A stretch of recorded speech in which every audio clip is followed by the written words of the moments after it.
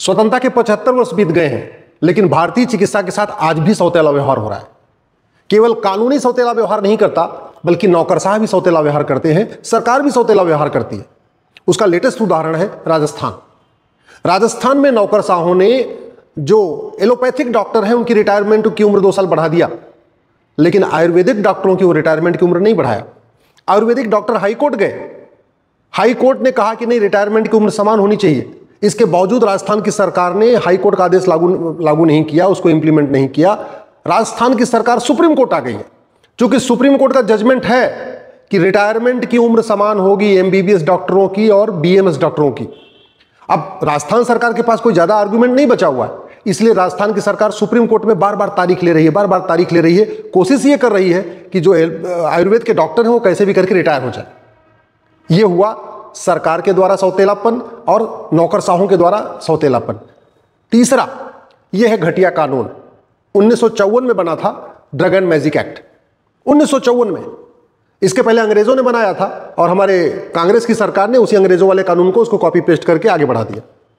यह कानून क्या कहता है कि 54 ऐसी बीमारियां हैं जिनका इलाज योग में है, आयुर्वेद में है, नेचुरोपैथी में है, उसके बारे में आप गारंटी नहीं ले सकते, उसके बारे में आप प्रचार नहीं कर सकते, उसके बारे में आप कह नहीं सकते। अब ये कानून बनाया क्यों था अंग्रेजों ने, वो आपको बताता हूं। क्योंकि जो 54 बीमारियों का प्रचार करने से रोका गया है, उन 54 बीमारियों का इलाज उस समय एलोपैथी में था ही नहीं। तो अंग्रेजों को अपनी एलोपैथी को प्रमोट करना था, इसलिए उन्होंने कहा कि इन 54 बीमारियां जिनका इलाज चरक जी ने बताया है, महर्षि सुश्रुत ने बताया है, महर्षि शारंगधर ने बताया है, महर्षि वाग्भट ने बताया है, महर्षि माधवकर ने बताया है, इलाज है, फिर भी आप प्रचार नहीं कर सकते। तो क्या होगा, धीरे धीरे करके लोग योग, नेचुरोपैथी, आयुर्वेद से दूर हो जाएंगे और एलोपैथी की तरफ शिफ्ट हो जाएंगे। आप जरा देखिए, ये कानून ये कहता है कि आप अंधापन और रतौंधी का प्रचार नहीं कर सकते कि हम इलाज कर सकते हैं, जबकि अंधेपन और रतौंधी का इलाज योग, आयुर्वेद, नेचुरोपैथी में है। महर्षि चरक, सुश्रुत, माधवकर, सारंगधर, भावप्रकाश ने बताया है। यह कानून क्या कहता है कि आप कैंसर का, मोतियाबिंद का, गूंगापन का, बहरापन का इलाज करने की गारंटी नहीं ले सकते, इसके इलाज का प्रचार नहीं कर सकते, जबकि इन बीमारियों का इलाज महर्षि चरक, सुश्रुत, महर्षि माधवकर, भावप्रकाश, सारंगधर ने बताया है और योग, नेचुरोपैथी, आयुर्वेद में इसका इलाज है। यह कानून क्या कहता है कि डायबिटीज का इलाज करने की आप गारंटी नहीं ले सकते, आप ये नहीं कह सकते हम डायबिटीज का इलाज करेंगे, जबकि डायबिटीज का इलाज केवल और केवल योग, आयुर्वेद, नेचुरोपैथी में है। बाकी और जो चिकित्सा पद्धतियां उनमें डायबिटीज का इलाज है ही नहीं, वहां तो केवल दवा खिला खिला के इंसुलिन को वो किया जाता है, कंट्रोल किया जाता है। यह कानून क्या कहता है, मानसिक बीमारियों का इलाज, मूत्र विकार, माहवारी का इलाज, प्रोस्टेट ग्लैंड का इलाज, इसका आप इलाज करने के बारे में प्रचार नहीं कर सकते। ये नहीं कह सकते कि हाँ हमारी फलानी वाली दवा खाओ तो आपकी माहवारी ठीक हो जाएगी, आपका मूत्र विकार ठीक हो जाएगा, आपका प्रोस्टेट ग्लैंड ठीक हो जाएगा, जबकि इन बीमारियों का इलाज चरक संहिता में भी है, सुश्रुत संहिता में भी है, महर्षि भावप्रकाश ने बताया है, सारंगधर जी ने बताया है, महर्षि वाग्भट ने बताया, इन बीमारियों का इलाज है। लेकिन चूंकि इन बीमारियों का इलाज उस समय अंग्रेजों के पास नहीं था, एलोपैथी में नहीं था, इसलिए उन्होंने कानून बना के कहा कि इन बीमारियों के बारे में आप प्रचार कर ही नहीं सकते। चलो, अगर ये उद्देश्य ये था कानून बनाने का, भाई ठीक है, नीम हकीम खतरे जान फालतू दावा नहीं कर पाएंगे, तो ठीक है, नीम हकीम खतरे जान के आपको सजा दो, उनको जेल में डालो।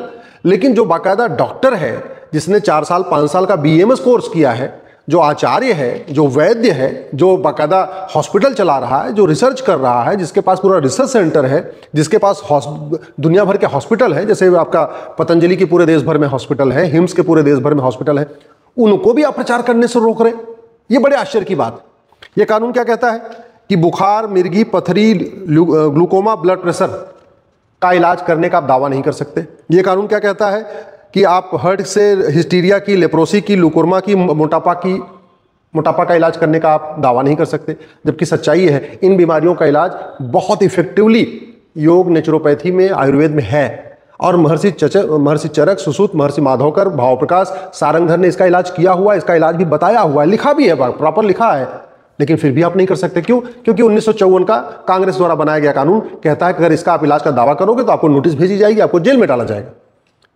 आपने सुना होगा कुछ दिन पहले बार बार सुप्रीम कोर्ट में पतंजलि को फटकार लग रही थी, बाबा रामदेव को फटकार लगाई जाती थी, आचार्य बालकृष्ण जी को फटकार लगाई जा रही थी। ऐसे जो हिम्स चल रहा है हॉस्पिटल, उसमें आचार्य मनीष है, उनको भी बार बार नोटिस आती रहती है। क्यों चल रहा है? क्योंकि ये कानून ऐसा कहता है। और आश्चर्य की बात है, 1954 वाला कानून ठीक है कि नहीं है, आज की स्थितियों में ठीक है कि नहीं है, इसकी समीक्षा नहीं की गई। 1954 में बना था, 2025 चल रहा है, सरकारें हर 5 साल के बाद बदल जाती हैं, लेकिन कानून हर 5 साल के बाद नहीं बदलता। कानूनों की समीक्षा 5 साल में नहीं होती। मैं पहले भी कह चुका हूं, दुनिया के कई देशों में हर 5 साल पुराने कानून को रिव्यू किया जाता है, समीक्षा की जाती है, देखा जाता है कि कानून आज की स्थितियों में ठीक है कि नहीं है। लेकिन नहीं, हमारे देश में नहीं देखा जाता। हमारे देश में आज भी 50 साल पुराने, 60 साल पुराने, 100 साल पुराने आज भी कानून चल रहे हैं, 150 साल पुराने कानून आज भी चल रहे हैं, ऐसे चल रहे हैं। 1920 वाला कानून आज भी चल रहा है, 1936 वाला कानून आज भी चल रहा है, 1872 का कानून आज भी चल रहा है। ये चल रहा है भारत में। सरकारें बदल रही हैं, कानून नहीं बदल रहा है। जबकि दुनिया में क्या होता है, सरकार बदलती है, कानून का रिव्यू किया जाता है, कानून भी बदला जाता है। लेकिन हमारे देश में ऐसा नहीं होता, जबकि कानून बदलने की कोई लागत भी नहीं होती। ये कानून क्या कहता है कि लकवा, न्यूमोनिया, नपुंसकता, बाजपन, टीबी, ट्यूमर, टाइफाइड, इसका इलाज करने का आप दावा नहीं कर सकते। जबकि कड़वी सच्चाई यह है, इन बीमारियों का बहुत अच्छी तरीके से इलाज योग, आयुर्वेद, नेचुरोपैथी में है। महर्षि चरक ने, सुश्रुत ने, भाव प्रकाश ने, माधवकर ने, सारंगधर ने बताया है इसका इलाज, वाग्भट जी ने इसका इलाज बताया है। लेकिन आप कह नहीं सकते इस तरीके से भारत में योग, नेचुरोपैथी, आयुर्वेद और प्राणायाम, हमारी जो भारतीय चिकित्सा है उसके साथ इस तरीके से सौतेला व्यवहार किया जा रहा है। आज भी किया जा रहा है। नेता भी कर रहे हैं, नौकरशाह भी कर रहे हैं, कानून भी कर रहा है। और ये सब कुछ बदला क्यों नहीं जा रहा है? क्योंकि जो विदेशी चिकित्सा है उसकी लॉबी इतनी मजबूत है, फार्मा कंपनियों की का जो इकोसिस्टम इतना तगड़ा है कि वो 10-20-50 हज़ार रुपये खर्च कर देते हैं। वो हेल्थ सेक्रेटरी को भी खरीद लेते हैं, हेल्थ मिनिस्टर को भी खरीद लेते हैं, और जो बाबू होते हैं उनको भी खरीद लेते हैं। और उनकी कोशिश ये होती है कि जो विदेशी चिकित्सा है वो हमेशा ऊपर रहे, जो भारतीय चिकित्सा है वो नीचे रहे। और ये सौतेला व्यवहार आज भी हो रहा है। इसका मैंने उदाहरण दे दिया। राजस्थान में एमबीबीएस डॉक्टरों की रिटायरमेंट की उम्र 62, बीएमएस डॉक्टरों की रिटायरमेंट की उम्र 60। हाईकोर्ट ने कहा कि दोनों की उम्र 62 करो। लेकिन राजस्थान के नौकरशाह, मुझे नहीं पता कि राजस्थान के मुख्यमंत्री को पता है ये बात कि नहीं पता, लेकिन राजस्थान के नौकरशाहों ने बाकायदा सुप्रीम कोर्ट में एसएलपी दाखिल करा दिया। और चूंकि उनके पास कोई ग्राउंड नहीं है, इसलिए वो बार बार केवल तारीख पे तारीख ले रहे हैं, तारीख पे तारीख ले रहे हैं। ये स्थितियां चल रही हैं। अब समाधान क्या है? समाधान यह है कि सबसे पहले उस 1954 में बने घटिया drug and magic remedies act को तत्काल खत्म किया जाए, एक नई भारतीय चिकित्सा संहिता बनाई जाए। पहला इसका इलाज ये है। दूसरा, पहली से लेकर 8वीं तक स्वास्थ्य विज्ञान के नाम से किताब चलाई जाए। पहली से लेकर 8वीं तक सभी बच्चों को योग का फायदा बताया जाए, नेचुरोपैथी का फायदा बताया जाए, व्रत करने का फायदा बताया जाए, कब खाना चाहिए, कब नहीं खाना चाहिए, क्या खाना चाहिए, क्या नहीं खाना चाहिए, किस ऋतु में क्या खाना चाहिए, जनवरी, फरवरी, मार्च में क्या खाना चाहिए, अप्रैल, मई, जून में क्या इसको जो कहते हैं नहीं, जो हमारा योग और नेचुरोपैथी आयुर्वेद का सिस्टम है, इसको 8वीं तक सभी बच्चों को पढ़ाया जाए, जिससे कि वो गलत चीजें न खाएं, गलत समय पे न खाएं, जिससे बीमारी होने से बचें। एक नेक्स्ट, जैसे हमने सभी स्कूलों में शिक्षा मित्र नियुक्त किया है, ऐसे सभी स्कूलों में स्वास्थ्य मित्र नियुक्त करने की जरूरत है। सभी स्कूलों में एक स्वास्थ्य मित्र नियुक्त करना चाहिए, जो योग के बारे में, नेचुरोपैथी के बारे में, आयुर्वेद के बारे में, व्रत के बारे में, आहार के बारे में, सूर्य चिकित्सा, नाड़ी चिकित्सा, इनके बारे में बच्चों को बताएं। उससे बीमारियां कम होंगी। तीसरा, मेडिकल कोर्स इंटीग्रेटेड शुरू किया जाए। जैसे लॉ का कोर्स है, आप कोई भी वकालत करो, किसी फील्ड के एक्सपर्ट बनो, लेकिन आपका लॉ का फर्स्ट ईयर का कोर्स कॉमन होता है। एमबीए आप एचआर से करो, मार्केटिंग से करो, फाइनेंस से करो, किसी भी चीज से करो, एमबीए का फर्स्ट ईयर कॉमन होता है।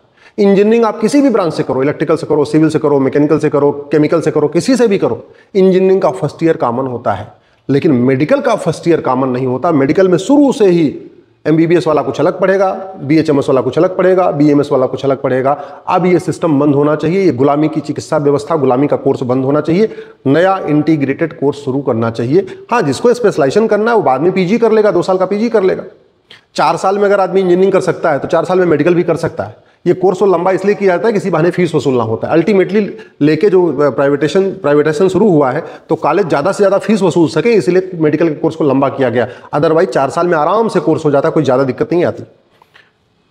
इसके साथ साथ ये जो मेडिकल माफिया, फार्मा माफिया पूरे देश के सिस्टम को हाईजैक करके रखे हुए हैं, इसका तरीका ये है, हर दवा का, हर कंपनी का, हर दवा बनाने वाली कंपनी का उसका एयर इम्पैक्ट असेसमेंट किया जाए कि उस दवा से हवा पे क्या प्रभाव पड़ रहा है, उस दवा बनाने वाली कंपनी कितना एयर पोल्यूशन कर रही है, उस दवा से और उस दवा बनाने वाली कंपनी से वाटर इम्पैक्ट क्या हो रहा है, पानी पे कितना इम्पैक्ट आ रहा है, उस दवा से, उस दवा बनाने वाली कंपनी से लैंड इम्पैक्ट क्या हो रहा है, जमीन पे कितना प्रदूषण फैल रहा है, उसके जो दवाइयों का खोखा होता है, दवाइयों का पैकेट होता है, उससे कितना इम्पैक्ट आ रहा है, वो दवा बनाने वाले कंपनी का साइड इफेक्ट कितना है। आप देख रहे हैं कब सिरप से लोग बच्चे मर रहे हैं, आपने देखा ही होगा। आज तक आपने कभी सुना नहीं होगा कि कोई जड़ी बूटी खा के मरा हो, आपने कभी सुना नहीं होगा कोई योग प्राणायाम से मरा हो, आपने कभी ये सुना नहीं होगा कोई नेचुरोपैथी से मरा हो। आपने कभी सुना नहीं होगा कि आहार चिकित्सा, सूर्य चिकित्सा, नाड़ी चिकित्सा से कभी कोई मरा हो, लेकिन कड़वी सच्चाई ये है, अंग्रेजी दवाइयों से, सिरप से, इंजेक्शन से, कैप्सूल से बहुत लोग मर चुके हैं। और उसका लेटेस्ट एग्जाम्पल है कब सिरप पी के बच्चे मर रहे हैं। इसलिए ज़रूरत इस बात की है कि दवाइयों का और दवा बनाने वाली कंपनियों का एयर इम्पैक्ट असेसमेंट हो, वाटर इम्पैक्ट असेसमेंट हो, लैंड इम्पैक्ट असेसमेंट हो, हेल्थ इम्पैक्ट असेसमेंट हो, मेंटल इम्पैक्ट असेसमेंट हो, एज इम्पैक्ट असेसमेंट हो, ये करना ज़रूरी है। अब समय आ गया है, डॉक्टर का मतलब एमबीबीएस, ये जो दिमाग में रख दिया है, इसको खत्म करने की जरूरत है। दवाई का मतलब केवल एलोपैथिक दवाई, इसको खत्म करने की जरूरत है।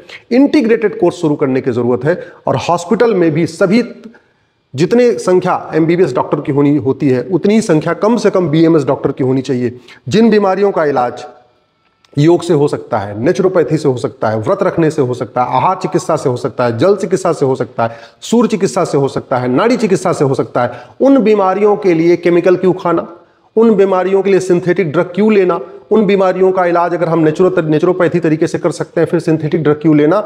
और सबसे इंपॉर्टेंट ये जो योग, नेचुरोपैथी, आयुर्वेद के साथ सौतेला व्यवहार है, ये सौतेला व्यवहार बंद करने की जरूरत है। मैं अगर आप हमसे सहमत हैं, इस वीडियो से सहमत हैं, हमारी बात से सहमत हैं, इस वीडियो को अधिक से अधिक शेयर करिए और भारत में समान चिकित्सा संहिता लागू करने की मांग करिए।